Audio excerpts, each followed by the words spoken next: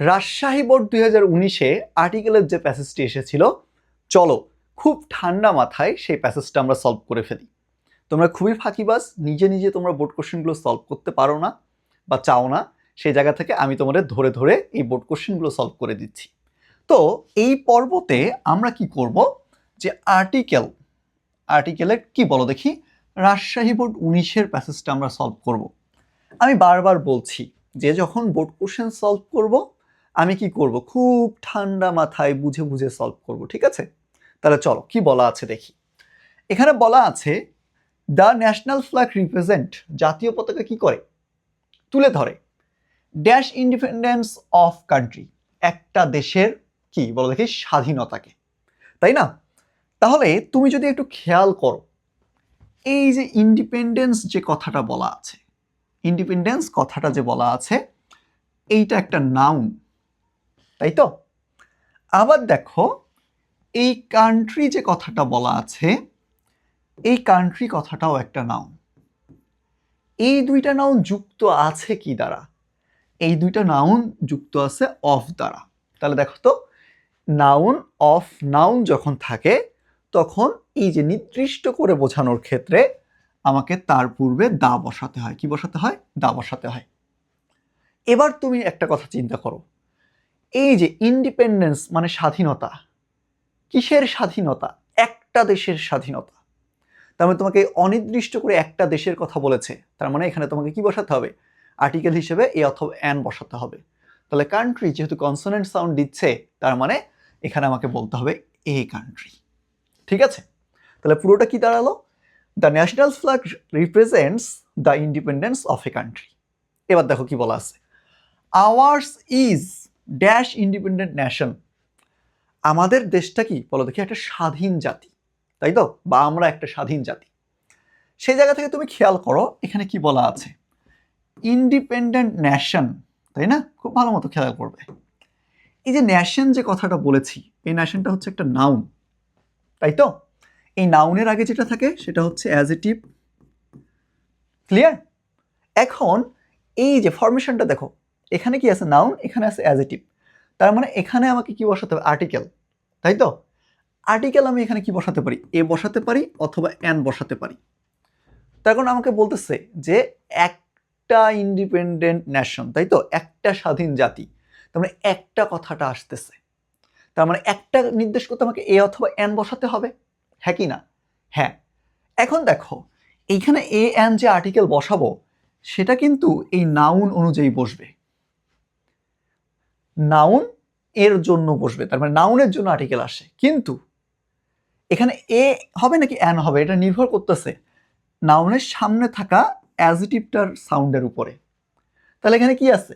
I, vowel sound, সেই জন্য তোমাকে কি করতে হবে বলো দেখি, এখানে অ্যান বসাতে হবে। Clear? And has a national flag, এবং আমাদের কি আছে? একটা জাতীয় পতাকা আছে, সিম্বলাইজিং আওয়ার ইন্ডিপেন্ডেন্স, এটা কি করে?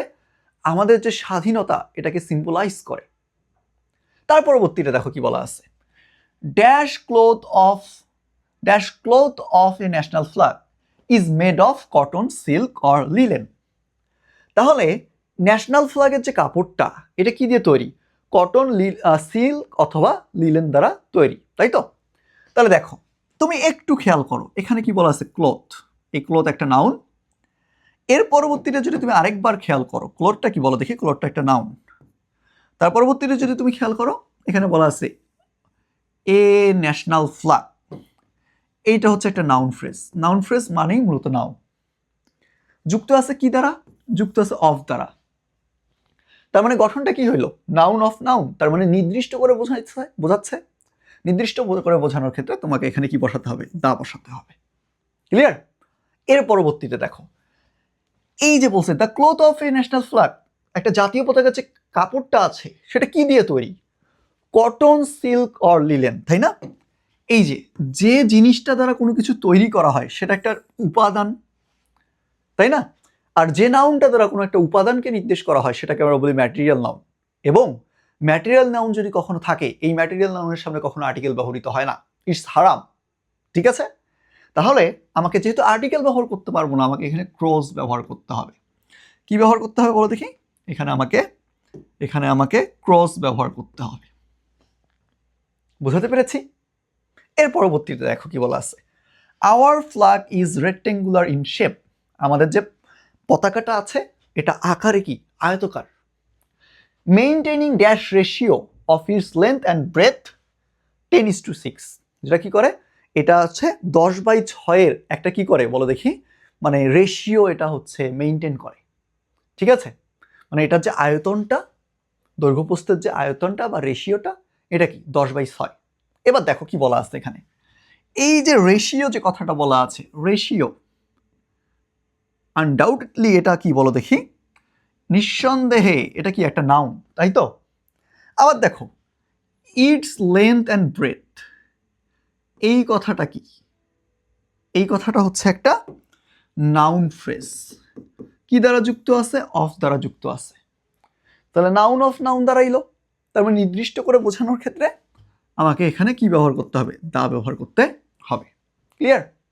এর পরবর্তীতে দেখো, there are different sizes of national flag. National ফ্ল্যাগের বিভিন্ন ধরনের কি আছে বলো দেখি, আকার আছে। তার পরবর্তীতে বলছে যে the background of our national flag is green. আমাদের দেশের যে জাতীয় পতাকাটা আছে সেটার পিছনের যে কালারটা সেটা হচ্ছে সবুজ। Which symbolises our life and energy, যেটা আমাদের জীবনটাকে এবং আমাদের যে মানে আমাদের যে এনার্জি যেটা আছে, ঠিক আছে, আমাদের যে উদ্যম যেটা আছে, এইটাকে, আমাদের যে শক্তি যেটা আছে সেটাকে তুলে ধরে। In the middle point of the flag, এই পতাকার মাঝখানে, ঠিক আছে, একদম মাঝখানে, there is dash red circle. এখানে কি আছে বলো দেখি, একটা কি আছে, একটা লাল বৃত্ত আছে, একটা বৃত্ত। তার মানে রেড, যেহেতু কনসোনেন্ট সাউন্ড দিচ্ছে তাহলে আমাকে বলতে হবে এ রেড সার্কেল। এবার দেখো তার পরবর্তীতে কি বলা আছে, representing our hard struggle and bloodshed, যেটা কি করে আমাদের যে কঠিন যে সংগ্রাম ছিল এবং আমাদের যে হচ্ছে কি বলো দেখি, আমি যদি বলি যে রক্তক্ষয় ছিল সেই জিনিসটাকে তুলে ধরে। ঠিক আছে, তার পরবর্তীতে বলছে ড্যাশ রেড সার্কেল। কোন রেড সার্কেলটা বলো, কোন রেড সার্কেলটার কথা এখানে বলা হয়েছে? এখানে যে বলেছি আমি রেড সার্কেলের কথা, কোন রেড সার্কেলটার কথা বলেছি বলো দেখি? এই যে একটু আগে আমি যে রেড সার্কেলটার কথা তুলে ধরেছি সেটা। তাহলে দ্বিতীয়বারের মতো প্যাসেজে আমার রেড সার্কেল কথাটা উল্লেখ করা হয়েছে। প্রথমবার ছিল আমার কাছে অনির্দিষ্ট, আমি বসিয়েছি এ। দ্বিতীয়বার হয়ে গেছে আমার কাছে নির্দিষ্ট, তাহলে আমি বসাবো কি বলো দেখি, দা। Also symbolises dash rising sun of independence. এবার দেখো আবার এখানে খেয়াল করো কি বলছে, রাইজিং সান, এটা একটা নাউন ফ্রেজ। দেন এই যে অফ ইন্ডিপেন্ডেন্ট বাংলাদেশ, এইটাও কি, এইটাও হচ্ছে একটা নাউন ফ্রেজ। তো এটা একটা নাউন ফ্রেজ এবং এটাও একটা নাউন ফ্রেজ। কি দ্বারা যুক্ত আছে? আমার অফ দ্বারা যুক্ত আছে, তাই না? তাহলে খেয়াল করো, নাউন অফ নাউন, তার মানে নির্দিষ্ট করে বোঝানোর ক্ষেত্রে আমাকে টুক করে এখানে কি বসাই দিতে হবে, দা বসাই দিতে হবে। ঠিক আছে, বুঝতে পেরেছি? এর পরবর্তীতে খেয়াল করো, the national flag plays dash vital role. এই যে একটা ফ্রেজ আছে, dash vital role, a vital role, মানে গুরুত্বপূর্ণ ভূমিকা পালন করে। ঠিক আছে, এটা একটা ফ্রেজ, এ ভাইটাল রোল। তাহলে তোমরা একটু বলো আমাকে কতক্ষণ সময় লেগেছে? 2 মিনিট, 3 মিনিট, 4 মিনিট বা 5 মিনিট? এইটুকু সময়ের ভিতরে রাজশাহী বোর্ডের 19 সালে আসা যে কোশ্চেনটা, সেটা তুমি কত সহজে সলভ করে ফেলেছ, একদম ব্যাখ্যা সহ, তাই না? তাহলে আজকের ক্লাসটি এই পর্যন্ত। আমরা আবারও কোনো একটা ক্লাস নিয়ে তোমাদের সামনে হাজির হব, নতুন কোনো একটা টপিকের নতুন কোনো একটা বোর্ড কোশ্চেন সলভ নিয়ে। ততক্ষণ পর্যন্ত লেভেল অফ ইংলিশ একাডেমির সাথেই থাকো। ইনশাল্লাহ তোমরা খুব ভালো কিছু পাবে এবং তোমাদের ইংলিশ নিয়ে যে দুর্বলতাটার যে ভীতিটা, এটা আস্তে আস্তে কেটে যাবে। আসসালামু আলাইকুম সবাইকে।